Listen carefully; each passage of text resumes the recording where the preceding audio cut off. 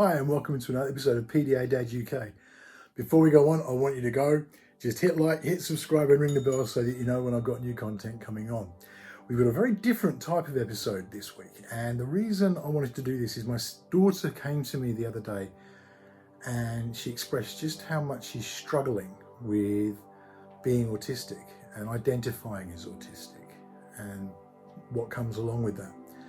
So I actually reached out to a friend of mine, Tigger. Now you'll have seen Tigger probably on the Grumpy Dads. Myself and Chris interviewed him just recently. He is an amazing autistic individual who is doing everything in his power to destigmatize and help people to understand autism, and that it's so much more than a disability as it gets labeled. And I thought he'd be the ideal person to maybe speak with my daughter and she could talk about it. Now we did this with her permission, and you'll see at the beginning of the video she expressly gives her permission that we could record it and use it. And she's gone through and she's told me if there's anything she doesn't want in there, and we've taken anything out that was stuff that she wanted to keep private. So what's left is just what she wanted to talk about and the conversation she had with Tigger. So I'm going to hand over now, and this is Tigger. Hi everyone, so this is the amazing Tigger who you'll have seen on the Grumpy Dads. Hiya. And Tigger, so I explained to you a short while ago, my daughter has been really struggling at the moment to accept and understand her autism and what it makes her and why it's not an issue. It's just something we work with differently. So I obviously spoke with Tigger on the Grumpy Dads not so long ago. And he's just got this amazing way of dealing with life and a fantastic way of explaining things, and it's just brilliant. So what we managed to do is arrange this. Now, Sienna, before we go on, you're happy with me recording this, yeah? Hell yeah. Yeah? And we'll record it, but whatever you don't want kept in there, we will take out afterwards. Are you okay with that? Mm-hmm. So that you're in control, yeah? Good. So it's all with Sienna's permission that we are recording this, because we thought it might help other people with the same sort of situation occurring. So I'm actually going to step away. I'll be in the room, but I just won't be looming large over my poor daughter as she's trying to talk about this stuff. But I will hand over to Tigger and Sienna May. Hello, Tigger. Hello, you. I've heard a lot about you. It is really nice to meet you. I am a little bit nervous, but I'm looking forward to your questions, and I hope that I can help. So you're in charge. Ask away. You're totally in charge. This is all for you. When you were little, did you get bullied a lot? I did get bullied a lot when I was little, and it was because I was seen to be different. I was physically different to other people. I think people just thought I was weird. I've only recently realised I'm autistic, but I've always known I'm different from everybody else. I've always known that. I just thought it was just who I was. I had a lot of bullying at school. It was a complex time. I had some great friends as well, I have to say. I had some gorgeous friends at school, which I've still got, which is really important. But no, I was bullied at school, and I did at times find it very difficult. Okay, where was the first place you've ever travelled? First place I ever travelled? I think it's going to have to be... we did go abroad when I was youngster. My parents loved Spain because I was around in the 70s, a little bit before you were born, and Spain was like the place to go. But my favourite place to go is Wales. My family comes from Wales, and I have such gorgeous memories of going to Wales, and I loved it. But when I went on holiday, I would take my books that I would read. I'd read all the time. I'd read in the back of the car, I'd read on the aeroplane. I remember, to show you how strange people may have thought I was, or different how people thought I was, I remember going to Ibiza, and I must have been maybe 12, and I'm a bit of a science geek, and there was a book by Patrick Moore, who's an old hero of mine, and Ian Nicholson, and it was about black holes. And nobody knew anything about black holes in those days. It was really new. And I remember being on this plane, and I think I was sitting next to my dad, and I was reading a book on black holes. I remember the stewardess coming up and going, "Wow!" And I went, "Yeah, I really like them." Yeah. And she kind of thought, I remember saying to Mum and Dad, "Wow, these are brain box." I have troubles with spelling, I have troubles with writing and so on. It was just the fact that this guy that maybe was 11 or 12 years old was reading a book about black holes made for adults. But that's how sometimes people thought I was different, and in the things I did as well. So I would always go on a holiday. I'd take the books I want to read with me, which are a mixture of fiction, science fiction, and fact-based books. And I used to take a little transistor radio with me. It's a little radio with you put one ear thing in, and I just scan and listen to foreign radio channels. If I could get the world service, it's nothing like we've got today, yeah, on phones and watches and everything. But I loved it. I really loved it. So it was Spain, but my favourite place to go to was Wales. I'd love to go to Spain. I mean, it's hot today. Would you believe I'm at my partner's house and I'm under the stairs like Harry Potter? So there's a cupboard under the stairs where my kind of second studio is. I've got a main studio at home, and then when I visit here, I've got a studio here. And it's really hot outside. Do you know what I remember from Spain was? I remember from Spain, and I loved this. I remember it raining, and it was warm rain. And I've never forgotten that, like really warm. And I was standing out thinking, I could just get a bar of soap and have a wash. Well, you wouldn't, but thinking it's just like having a shower. And that's another memory I've got from Spain. But I haven't travelled a lot. But I do like going abroad when I get the chance. But I love warm weather, and I'm really glad we've got a nice warm spell this weekend. Tomorrow's supposed to be very hot. I know. I kind of do like heat and don't like heat, so I can just about survive for a bit, and then I have to come in. When it's super hot, do you feel like you're gonna have a heat stroke or something? Yes, I drink lots of water. I put lots of suntan lotion on. I've got a great big hat I wear. It's a bit like an Australian hat. It's called a Tilly. I think your dad might know this. And I would just wear it all the time. And I'm not a sunbather. I'm not a let's sit down in the sun and sunbathe. That isn't me at all. I get bored. Do you know when I realised I was autistic? It was last summer. I'm an old guy. Well, older guy. And last summer I realised that things had been different for all of my life. And that some people had made fun of me, and some people had bullied me, and some people had been really kind to me. I loved what I did, was working with people that divergent, awesome individuals, and I suddenly realised, because I was having problems with living in an environment. The house was too loud for me. It was in the first lockdown, so we couldn't go out that much, and I found the house really too loud, and I found being with this awesome family here actually really difficult, and I kept leaving the house and hiding at the top of the garden, because being outside I felt safer. And eventually, all of a sudden, as they say, the penny started dropping. I started thinking, well, hang on a minute, that's a sensory issue. Hang on a minute, that's a communication issue. There's a difference there. And I've always felt this. And all of a sudden, I realised in the back garden here, and I went, I'm autistic. And the more people I spoke to, the more they went, yeah, we knew, didn't you? And I went, no, I didn't. And then I've made great friends now online, and it's been brilliant. But it really was only last summer I suddenly realised that I am awesomely autistic. So I'm on a bit of an early journey as well. But I keep looking back at my years at school and how people have treated me and how I felt about myself as well. And I'm looking back at all of that and realising why certain things happened to me, and why I felt certain ways, and why some people treated me the way they did, because they saw me as somebody being very, very different, which I think differently, I perceive differently, but we all do. But I'm very much reflecting, but I am proud to be awesomely autistic, and I love the way my brain thinks and the way my brain smells and senses and does stuff. I just love it. Yeah, but autism is not a disability, it's a different ability. Yeah, it's not a disability. Everybody's special though. Don't matter if you're autistic or not, everybody's special. Everybody is awesome. I mean, that feels like that song from the Lego movie, yeah? Everybody is awesome, yeah? And I think we've got to accept each other and respect each other and be lush to each other. And those differences that some people see are gifts, are things where we can, I went to the cinema the other night for the first time. I went to the cinema to see a movie, and I was really quite anxious. And at one point during the movie, I thought to myself, how is my brain experiencing this different to everybody else? And I realised I'd counted all the chairs, and I counted the number of people there, and there weren't many, because it was a special performance for COVID, so to speak. But I suddenly realised I was getting immense delight by seeing the dust particles in the beam from the projector. And I was watching them, and they were kind of dancing and moving and flowing. And I thought, I wonder if anybody else can see that. I am looking at those particles dancing around and watching the movie as well. And I just thought, That is so beautiful. That is so gorgeous.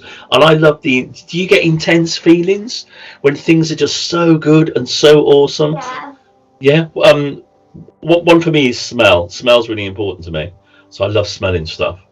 But what sense? What makes you really go yes? What really fills you with awesomeness and wow? Like having fun and stuff, and like reading something that you love, like seeing something that you love. Music is beautiful. Music is superb. I have music going around my head all the time. And do you have the same song going around your head at all? Yeah, like you have songs stuck in your head and it starts getting very annoying. It does. To me, it'll go on for days. Then it goes onto your friend's head, then your other friend's head, then another, and then another. Yeah, and they're like, because I'll whistle it, or I'll sing it, or I'll hum it, and they're like, oh, we've heard that one already, or I'll play it. Yeah, and they go, no, don't. Okay, that's the 87th time you played that track in the last half an hour. Could you move on, please? I get that a lot from people around me. Have you got any other music you can play? They go, oh, I really like this music. And sometimes I'll play the same track for hours, and I love it. And then I'll suddenly stop and change to something else. But when I'm playing that track, I don't know if you get it, it's beautiful. It's really powerful. It's really strong. I'm kind of hyper focused on the track. I hear every instrument and every note. I love it. And it's like a really awesome experience. Do any other senses? My biggest one is smell.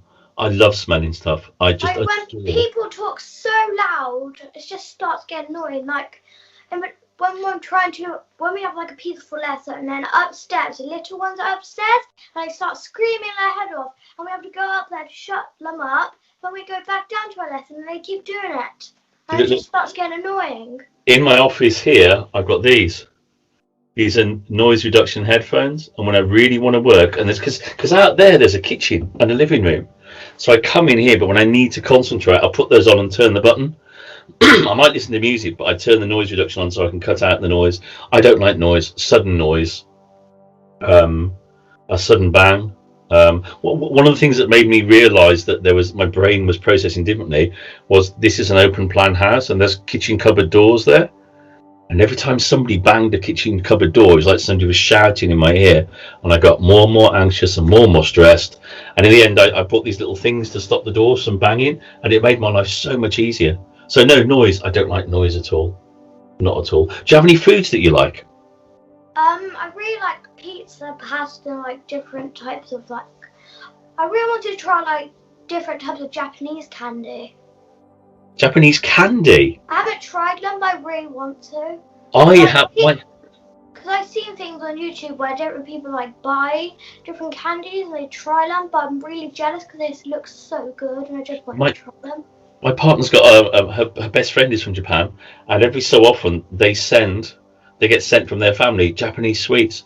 They are, I've only had about a few, but they are, I have to say, incredible. They're different, but they are like, they're gorgeous. And I love stuff like sushi. I buy sushi when I'm really excited, and I treat myself to sushi sometimes. And very, very rarely I've been to a proper sushi restaurant because they're really expensive, but I love them. But I love food. I have some food I'll eat all the time because I feel safe with it. What is so pizza? Is there any particular topping you have on the pizza? Sometimes I have vegetables I like, but my favourite is pepperoni pizza. Yeah, I do like. But I do love ice cream, cookie dough and salted caramel. Oh God, yes. See, I do this thing as well where I do really strange food mixes. Now, bear with me here. I did a video not so long ago about when I was sitting here and it was Sunday roast. We had Sunday dinner, and then out comes the custard and a bit of cake in a bowl. Yeah, but on the table was the gravy boat. I can see your face. Yeah, I did. I got I look at your face. I'm so sorry. I got the gravy boat and I poured it. I love mixing food and I poured it. I know. I'm sorry. Justin, there's one thing I do. I dip my chips in my milkshake and ice cream though. That's good. No, I do that. That is cool. That is fine. That's a good one. I don't know if you'll ever get to the pouring gravy onto custard bit, but it works. What? It really does work. It does. I get whenever I cook here. It tastes awesome. It tastes like custard and gravy. It's like sweet and sour. It's really lush. It really is, I have to say. But you know, when I cook here, I get supervised. So here I am, a grown man. When I cook for the family here, I get supervised so I don't put stuff in the food that I shouldn't. So I love experimenting. I made a curry the other week, and I think I put in ice cream, bran flakes, peanut butter. I know your face is like, I'm sorry, I did. So now I made a curry the other week, and I was supervised. Every so often somebody would come and go, right, what have you got in it? Can I check? And it was like I was small and at school again. Like the teacher was supervising what I'm doing because they don't trust me to cook on my own. I have to be very careful what I cook, otherwise it's a bit of a shock to people. When did you realise you're autistic? I really don't know. You don't know. We've never really hidden it from you, have we? You've always known as that. Since I was a baby. What's happening at the moment that's made you more aware of it? My behaviour and stuff, and like how I've been acting lately. Like being really strange. Do you get really stressed and upset sometimes? Yes. I do. We had to do some tests at school, and we had to do like so much reading and stuff, and like non-fiction and stuff, like fiction, and if it's true or false questions. And I just got so stressed, I just chucked it across the room. It was so hard. I sometimes I feel like everything's overloading me, and I realise that I have to take care of myself, which I have and haven't done over the years. So I've made a list on my phone of things that I know are really good for me. And sometimes we put a dog here that I adore. So sometimes I go out for a walk with the dog. Sometimes I have a bath, would you believe? But I'm trying to do more and more things that are good for me. But when I get really stressed, I tend to go away from people. I tend to just go to a room and hide, really, so I don't have anybody talking to me. I don't have anybody having contact with me. Or from my viewpoint, even someone saying, "Are you okay?" I find like someone's nagging me, and I just want to be on my own. I just want no other input but my own brain, because it's just all too much for me. I don't know what else to talk about. What is it you're finding really hard about being autistic? People judging me. That I think is really, really, really, really hard. I went to have my vaccine a couple months ago, and I stood in the queue, and there's a lady organising, awesome person, and they heard that I worked with autistic individuals, and they kind of went, "Do you work with autistic individuals?" I said, "Yes, I do." And I went, "Wow, that's really amazing." And I said, "I'm autistic as well." And they went, "Wow, haven't you done well for yourself?" And that wasn't meant to be horrible at all, but it really hurt. And I know she doesn't. I mean, what the issue was that she doesn't know any more about autism. Her understanding what it means to be autistic is a bit out of date. And what I do see, because I'm saying to people now more and more, "Hi, I'm autistic," but you can see some people go, "Great." Some people hug me and go, "Welcome to your neurokin," which I love. Sometimes online when I go, "Hi, I'm autistic," people go, "Yes," like I do with you, and I love that. It's welcome to the similar kind of brain. It's really good to know you and so on. But some people, you can see their faces change, and they kind of Like one day they're nice, but the next day like they're very mean to you, like friends stuff. I think because people don't know what it means to be autistic, the only information they've got is from some movies and television, and some of them are good, but some of them are very bad. And people think that if you're autistic, you're disabled. There's something wrong with you. You're not normal. All those things which are terrible terms, yeah? They don't realise that your brain is just different. I watched your father's video about guitars, and I have to say it was superb. And I've shared it. I love it. I love it. If you're there in the background, I absolutely love it. It was so cool. And that's what it's about. It's like different guitar, it's like guitars, and we play the music differently, and you hear the music differently. So one of the things I try and do is I try and educate people to understand what it means to be autistic, and it's not a bad thing. It's not horrible. It's not a disability. There are all kinds of awesome autistic individuals. Some can talk, some need lots of help during the day and so on. Some, run businesses and invented stuff and all the rest of the stuff.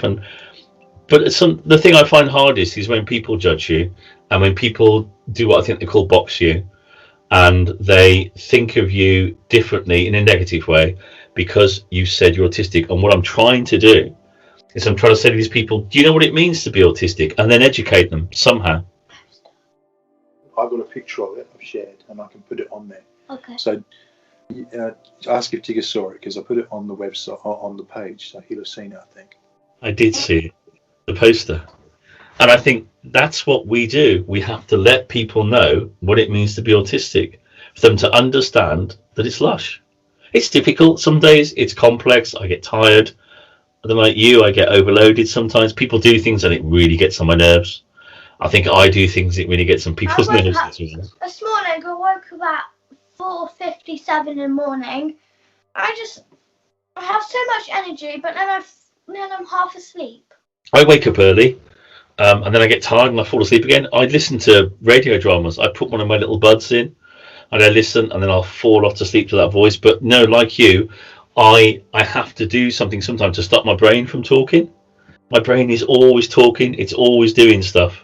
You're done, are you? Yeah. You want to finish now? You are done. Thank you. That's okay. You've done amazing. I'll come and sit down for a My second. legs have gone dead. Awesome to meet you.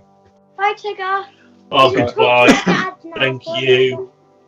Be awesome. Be lush. Do more posters. So that was Tigger and Sienna talking through just the challenges that my daughter's experiencing with autism, and getting feedback from somebody who's been there and experienced it themselves. Fantastic stuff, and it helps me get an insight and an ability to help support my daughter with what she's going through, and I think that's just such an important thing. I really want to thank Tigger. If you are unfamiliar with Tigger, do check out his YouTube. He's also got the Autistic Coffee Shop on Facebook, and he runs the PDA Together, which is another group on Facebook focused on pathological demand avoidance. The links will be in the description. Do check them out. Do like this. Please do subscribe and hit the bell. Most of my traffic comes from external sources, so it'd be really good if you guys could just hit that subscribe. It just really helps get this message out there. Stay safe, everyone, and I will see you again on the next episode.